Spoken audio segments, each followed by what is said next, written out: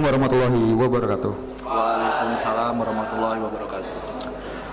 Kembali lagi dalam acara Lentera Cinema Podcast. Kali ini Lentera Cinema Podcast kedatangan tamu yang sangat istimewa, yaitu Happy Chandra Wardana. Halo Happy Chandra Wardana. Halo.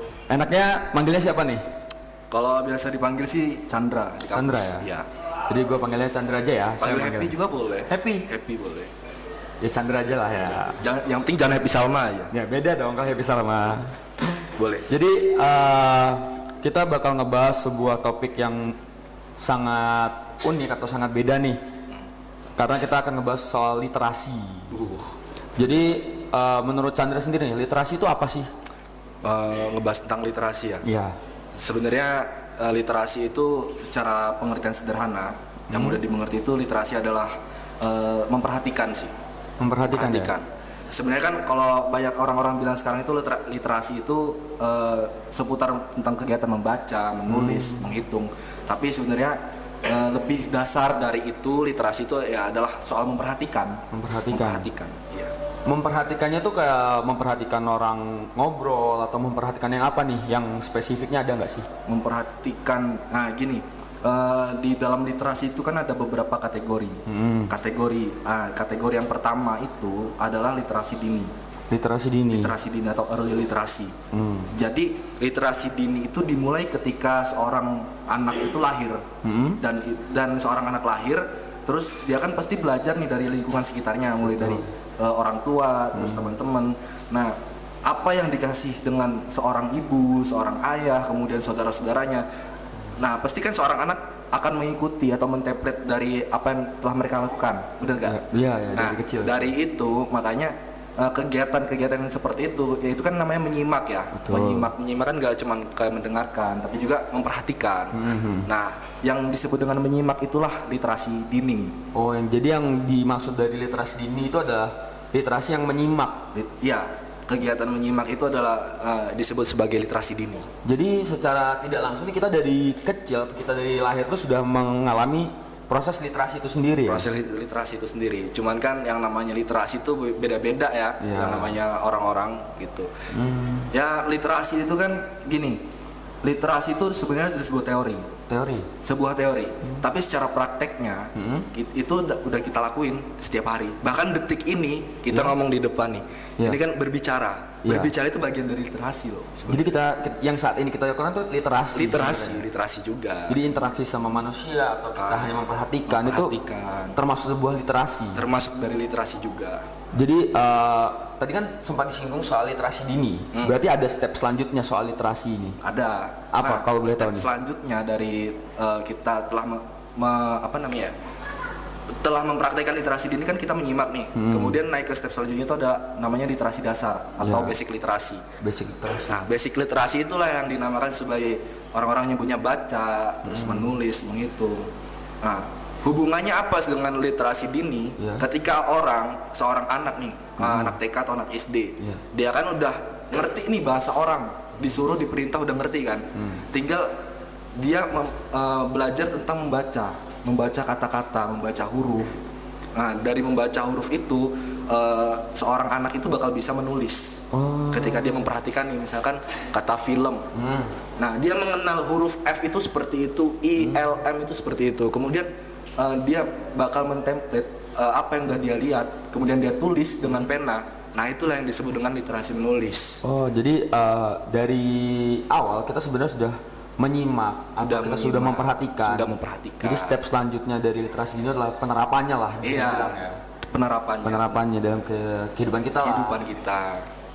Soal literasi basic berarti tadi ya. Setelah literasi dini. Itu masih basic. Iya. Ada nggak sih pemecahan dari atau kayak cabang-cabang literasi basic sendiri itu? Pemecahannya tuh ada. Apa kalau pemecahannya ya 3 hal yang paling mendasar tadi itu. Basic. Baca, menulis, menghitung, sama berbicara satu lagi. Iya. Jadi itu memang menurut Chandra sendiri itu memang sudah alami ya atau memang butuh dilatih? Itu udah secara alamiah dari nenek moyang kita ya. Dari zaman dulu banget sebelum Masehi bahkan ya. Itu udah dipraktekin. Yang namanya tulis menulis, kemudian cara membaca, ya itu. Oh jadi yang itu secara alamiah berarti Secara literasi yang sampai saat ini kita kenal ya. Iya. Lanjut lagi nih, tadi udah kita bahas literasi early atau literasi dini, Iya. literasi basic yang mana kita tahu dari dulu lah Iya.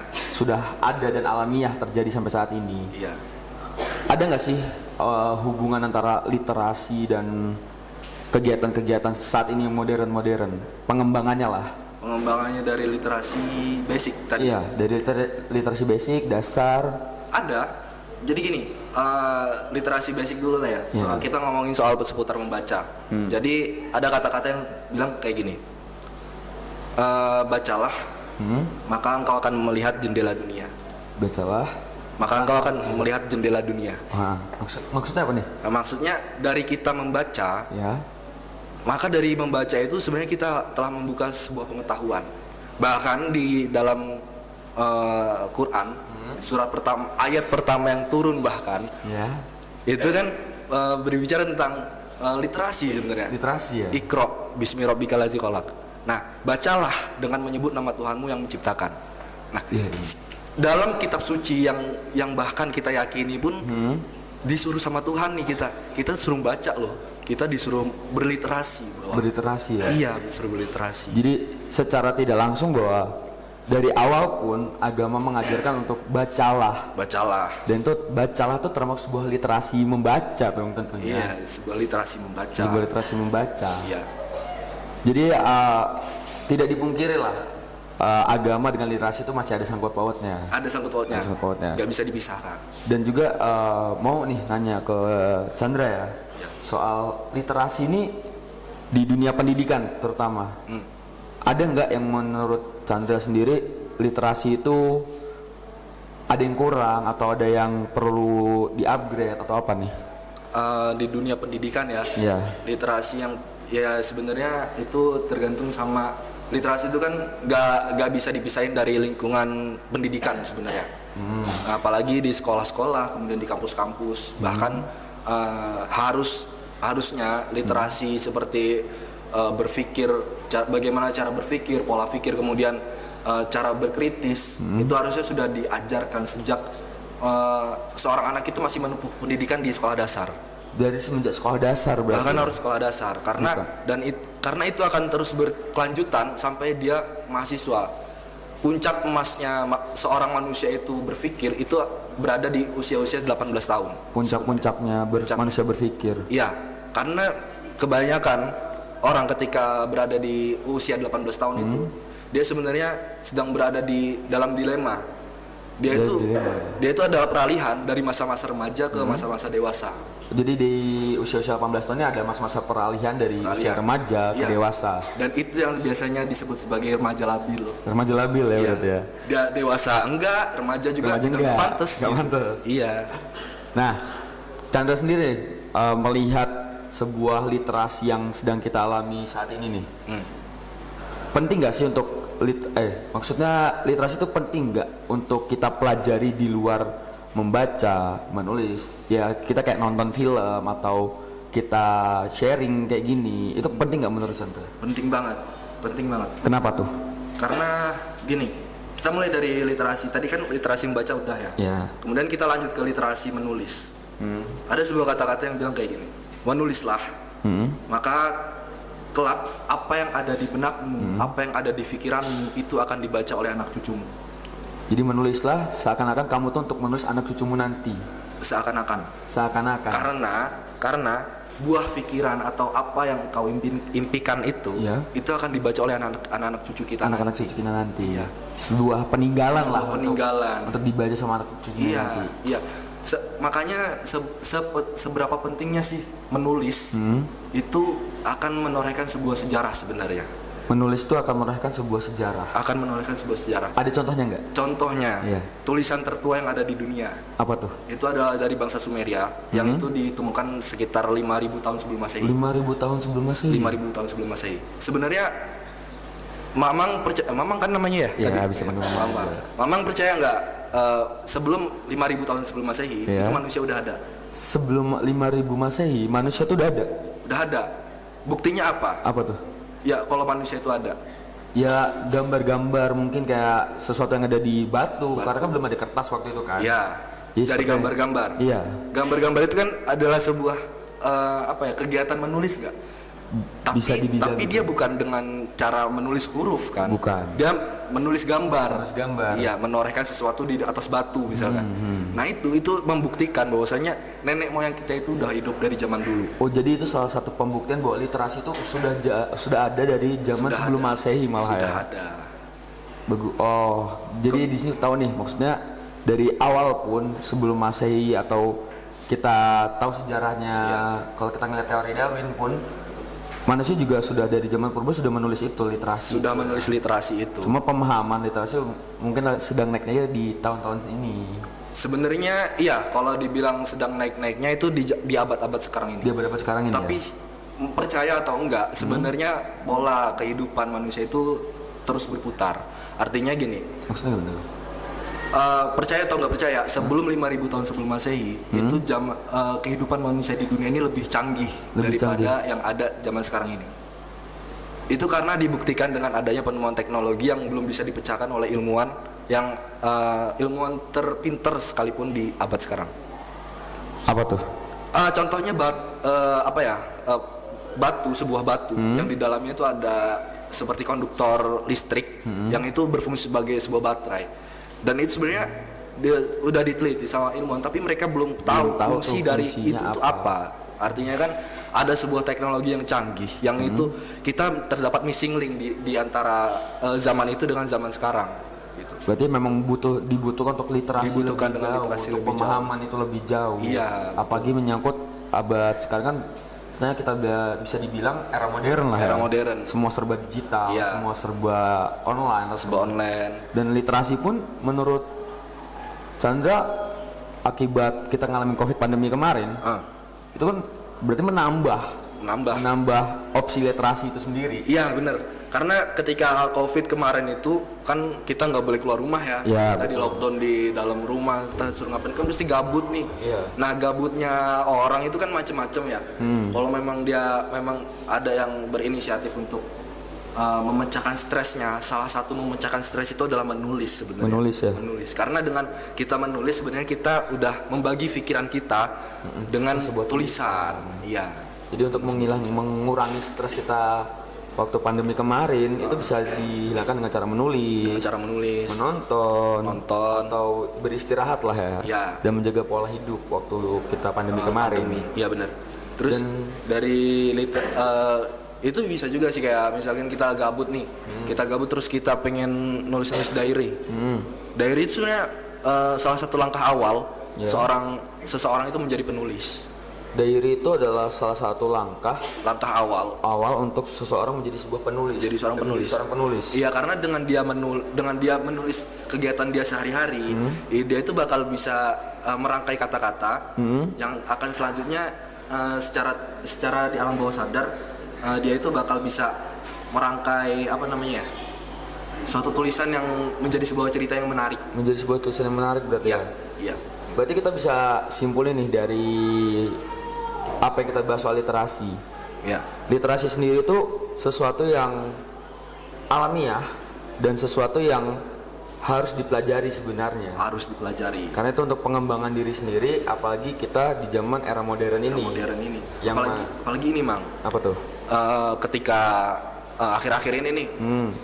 Wah, ini dimulai semenjak Covid sebenarnya. Apa tuh? Main Twitter nggak? Main Twitter. Main Instagram. Main Instagram. Pernah sering dengar yang namanya tweet war nggak? Tweet war? Ya, gue pernah dengar tweet war. Itu di sana kan banyak buzzer ya. Iya. Nah, sebenarnya salah satu fungsi dari literasi kan tadi kita kembali ke awal bahwasanya literasi itu adalah sebuah konteks memahami, memperhatikan. Salah satunya ini lanjutan dari basic literasi tadi ya. Itu adalah literasi perpustakaan sebenarnya. Oh, literasi perpustakaan. Library literasi. Jadi di literasi perpustakaan itu kita bisa mendapatkan sebuah informasi dari suatu bacaan dan kita bisa membedakan antara bacaan fiksi atau bacaan non fiksi. Nah, dan itu digunakan untuk kita membaca sebuah berita. Oke. Berarti kan ya, banyak nih kalau apa zaman Covid kemarin orang-orang asal nyebar berita, nggak tahu berita itu benar atau enggak. Iya enggak? Iya, benar. Pernah kemakan berita hoax? hampir sering. Hampir sering. Bukan hampir sering kayak mana berarti? Hampir atau sering? Oh, sering. Oke, jadi bisa kita simpulin lah literasi ini sendiri ilmu yang sangat penting bagi kita sendiri. Sangat Dan penting. Kita juga belajar tuh tidak harus apa yang ada kita baca buku atau Iya. apa, tapi dengan kita ngobrol, Dengan kita nonton ngobrol. film itu Iya. juga bisa dijadikan sebuah literasi. Sebuah literasi, benar. Oke, thank you nih buat Chandra yang udah sharing-sharing bareng Iya, kita thank di you. Lentera Podcast ini. Ya, sama-sama. Semoga apa yang kita obrolin ini bisa ditonton sama banyak orang dan berguna lah bagi mereka ya. Berguna semoga ya. Ya, oke, di sini saya Mamang undur diri dari Lentera Podcast dan see you in the next podcast.